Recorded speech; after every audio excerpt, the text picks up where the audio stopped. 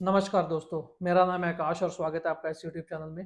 तो आज के वीडियो में हम बात करने वाले हैं कि स्टॉक जैसे कि डीमार्ट या फिर ट्रेंड इन जैसे रिटेल चेन्स को हमें किन मैट्रिक्स पे एनालाइज करना चाहिए। क्योंकि भारत में एक ट्रेंड चल रहा है जो कि वैल्यू माइग्रेशन का है, जो कि अनऑर्गेनाइज स्पेस से ऑर्गेनाइज स्पेस में माइग्रेट हो रही है। तो भारत में आज भी काफ़ी ज़्यादा रिटेल जो है वो अनऑर्गेनाइज है, वो धीरे धीरे ऑर्गेनाइज स्पेस में जा रही है। और जब ये होगा तो जो वेल्थ क्रिएशन है वो काफ़ी ज़्यादा सिग्निफिकेंट होगा जो ऑर्गेनाइज सेक्टर है उसमें। तो इसलिए जो रिटेल चेन्स हैं जैसे कि डीमार्ट हो गया या फिर ट्रेंट हो गया या और भी इन जैसी जो रिटेल चेन्स है, कोई फैशन में है, किसी भी एसेसरी में है, तो उनके लिए जो रनवे ऑफ ग्रोथ है वो काफ़ी लंबा है।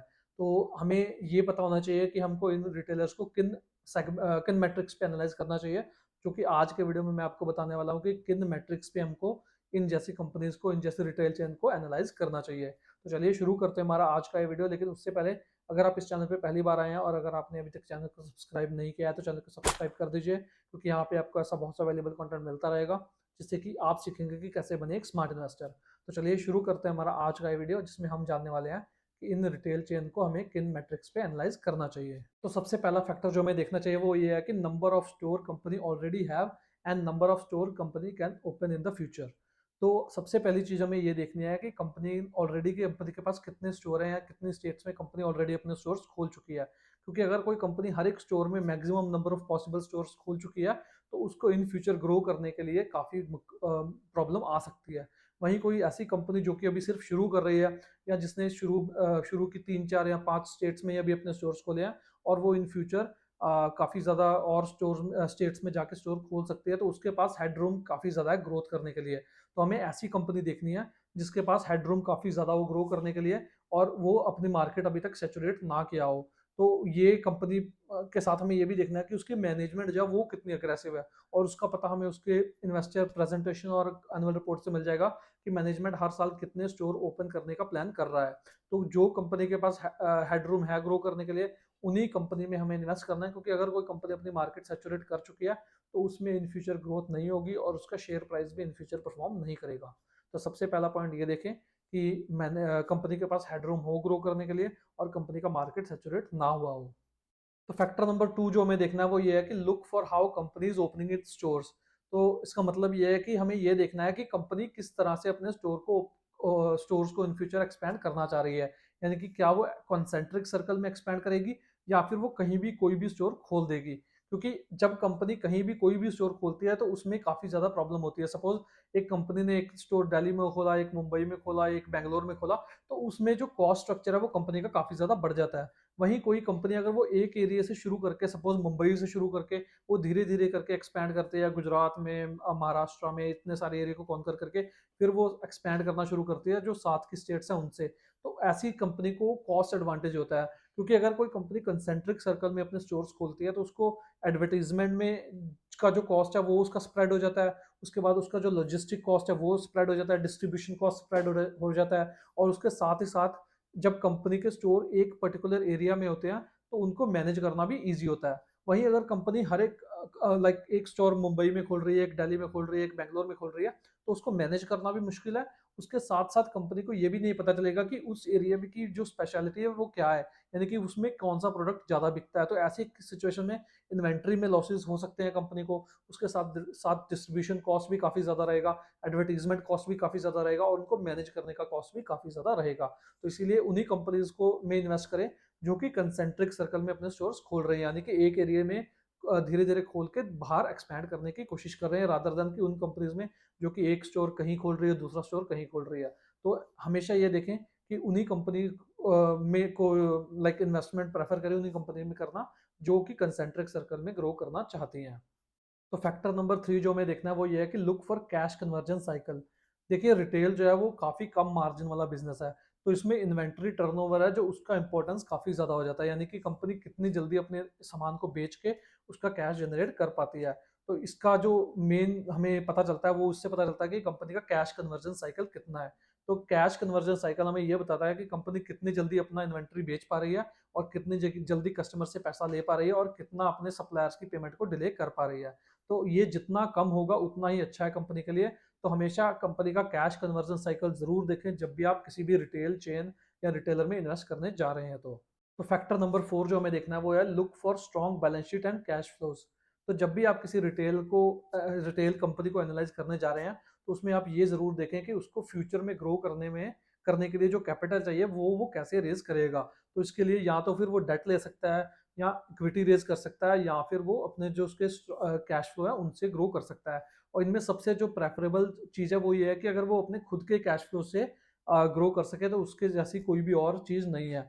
तो जब भी आप किसी भी रिटेलर को देखें, तो उसकी बैलेंस शीट और उसके कैश फ्लोज को ज़रूर देखें, ना कि सिर्फ उसकी इनकम और उसकी जो सेल्स है उसको देखें। क्योंकि अगर कंपनी के पास कैश फ्लोज नहीं होंगे और अगर कंपनी के पास ऑलरेडी बहुत ज़्यादा उधारी होगी, तो इन फ्यूचर जो उसे स्टोर खोलने के लिए जो कैपिटल चाहिए उसको कैपिटल रेज करने में दिक्कत होगी। तो ऐसी सिचुएशन में कंपनी के बैंकरप्ट होने के चांस भी हो जाते हैं, अगर कंपनी पे के जो कैश फ्लो है वो नेगेटिव है, ऑपरेटिंग कैश फ्लो जो है वो नेगेटिव है, और साथ ही साथ कंपनी पे बहुत ज़्यादा उधारी है। तो ऐसी कंपनी को प्रेफर करें जिसपे उधारी बहुत कम है, या फिर है ही नहीं, और जो उसके जिसके कैश फ्लो बहुत स्ट्रांग है। तो ऐसी कंपनी इन फ्यूचर काफ़ी तेज़ी से और काफ़ी अच्छे से ग्रो कर सकती है। तो पॉइंट नंबर 5 है सेम स्टोर ग्रोथ रेट। तो जब भी किसी रिटेलर को आप एनालाइज कर रहे हैं, तो उसको आपको ये देखना है कि वो नए स्टोर कितने खोल रहा है, और साथ ही साथ आपको ये भी देखना है कि जो एक्जिस्टिंग स्टोर्स हैं उनसे सेल बढ़ रही है कि नहीं बढ़ रही। और इसका सबसे बढ़िया मेट्रिक है सेम स्टोर सेल्स ग्रोथ। तो जब आप किसी भी जो रिटेलर है, अगर उसकी सेम स्टोर सेल्स ग्रोथ बढ़ रही है हर साल, तो वो एक पॉजिटिव साइन है, यानी कि उसमें in future operating leverage play out हो सकता है। क्योंकि अगर कोई किसी ने शॉप को लीज किया, तो उसका जो रेंट है वो सेम ही रहेगा, चाहे वो रिटेलर 1 करोड़ की सेल करे उसमें, चाहे 10 करोड़ की, चाहे 100 करोड़ की, चाहे 1000 करोड़ की। तो इसलिए आपको ये देखना है कि नए स्टोर्स के साथ साथ एग्जिस्टिंग जो स्टोर्स है वो भी अच्छा कर रहे हैं कि नहीं कर रहे। क्योंकि अगर एग्जिस्टिंग स्टोर अच्छा नहीं कर रहे, तो चांसेस ये हैं कि जो नए स्टोर खुलेंगे वो भी अच्छा नहीं करेंगे। तो इसलिए ये मैट्रिक बहुत ही इंपॉर्टेंट है रिटेलर को एनालाइज करने में, कि सेम स्टोर जो सेल्स ग्रोथ है वो होना ही चाहिए, चाहे वो 2% का हो, 4% का हो, 10% का हो, 7% का हो, जितना ज्यादा वो उतना अच्छा है।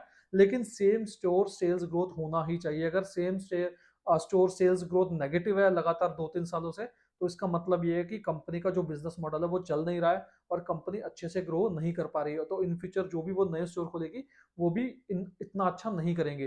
तो सेम स्टोर सेल्स ग्रोथ जरूर देखें किसी भी रिटेलर को एनालाइज करते समय। तो पॉइंट नंबर 6 है सम मोर क्वांटिटेटिव मेट्रिक्स। तो सबसे पहला जो क्वांटिटेटिव मेट्रिक और हमें देखना है वो ये है कि सेल्स ग्रोथ और प्रॉफिट ग्रोथ। तो जब भी हम किसी रिटेलर को एनालाइज करते हैं, तो पिछले 3 से 5 सालों का उसका सेल्स ग्रोथ और प्रॉफिट ग्रोथ देखें। क्योंकि अगर नंबर ऑफ स्टोर्स लगातार बढ़ रहे हैं और सेम स्टोर सॉरी जो सेल्स ग्रोथ है और वो प्रॉफिट ग्रोथ है वो बिल्कुल फ्लैट है, या फिर बहुत ही कम तेजी से बढ़ रही है, तो इसका मतलब ये है कि कंपनी का जो बिजनेस मॉडल वो अच्छा नहीं है, और कंपनी उतने तेजी से ग्रो नहीं कर पा रही है अपने स्टोर सेल्स ग्रोथ को। उसके बाद जो दूसरा मेट्रिक है वो आप ये भी देखें कि डेट टू इक्विटी रेशियो है वो मैनेजेबल होना चाहिए। कि ऐसा तो नहीं कि कंपनी बहुत ज़्यादा डेट लेके बहुत अग्रेसिवली ग्रो कर रही है, क्योंकि अगर ऐसा है तो हो सकता है पेंटालून रिटेल जैसी कंपनी बैंकरप्सी की तरफ भी जा सकती है। उसके बाद आपको ये देखना है कि जो कैश फ्लो फ्रॉम ऑपरेशंस है वो पॉजिटिव होना चाहिए। वो ज़रूरी है, बहुत ही ज़रूरी है, क्योंकि अगर cash flow from operations positive नहीं है, तो इन फ्यूचर कंपनी को ग्रो करने के लिए डेट उठाना पड़ेगा, या फिर इक्विटी जो शेयर है उसको डाइल्यूट करना पड़ेगा। तो वो दोनों ही चीज़ें शेयर होल्डर के लिए काफ़ी खराब है।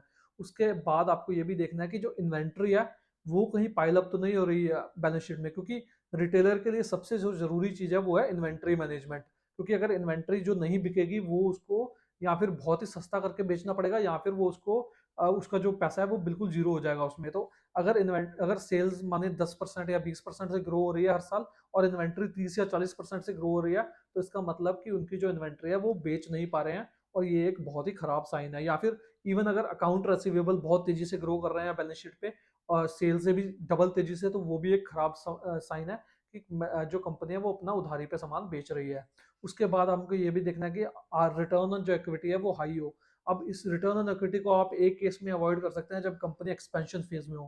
क्योंकि जब कंपनी एक्सपेंशन फेज में होती है, तो जो नए स्टोर्स हैं उनकी अभी सेल्स और उनके प्रॉफिट्स अभी शो होने नहीं शुरू हुए, तो इसलिए जो आरओई है वो टेम्पररीली डिप्रेस्ड होती है। तो आप उसे इग्नोर कर सकते हैं अगर कंपनी एक बहुत ही अग्रेसिवली एक्सपेंशन फेज में है। लेकिन डेट टू इक्विटी हो गया, कैश फ्लो फ्रॉम ऑपरेशंस हो गया, इन्वेंट्री हो गया, अकाउंट रिसीवेबल्स हो गया, और सेल और प्रॉफिट ग्रोथ हो गया, इन चीज़ों को आपको अवॉइड नहीं करना है। इन चीज़ों को आपको ध्यान से देखना है कि किस तरह से उनका पास में 3 से 5 सालों में इन सब चीज़ों में बढ़ावा हुआ है, या फिर कम हुई है सब चीज़ें। तो ये कुछ मैट्रिक्स थे जिनसे आप एक रिटेलर को एनालाइज कर सकते हैं। तो इसी के साथ हमारा आज का वीडियो यहीं पे समाप्त होता है और मैं उम्मीद करता हूँ कि इस वीडियो से आपको काफ़ी कुछ सीखने को मिला होगा। अगर आपको वीडियो अच्छा लगा तो वीडियो को लाइक ज़रूर करें, और अगर आपने अभी तक चैनल को सब्सक्राइब नहीं किया है तो चैनल को सब्सक्राइब करना ना भूलें, क्योंकि यहाँ पे मैं आपके लिए ऐसा बहुत सा वैल्यूएबल कंटेंट लाता रहूँगा जिससे कि आप सीखेंगे कि कैसे बने एक स्मार्ट इन्वेस्टर। अपना कीमती समय देने के लिए बहुत बहुत धन्यवाद। बहुत जल्द मुलाकात होगी एक और ऐसी बेहतरीन वीडियो के साथ। तब तक के लिए रखिए अपना बहुत सा ख्याल। धन्यवाद।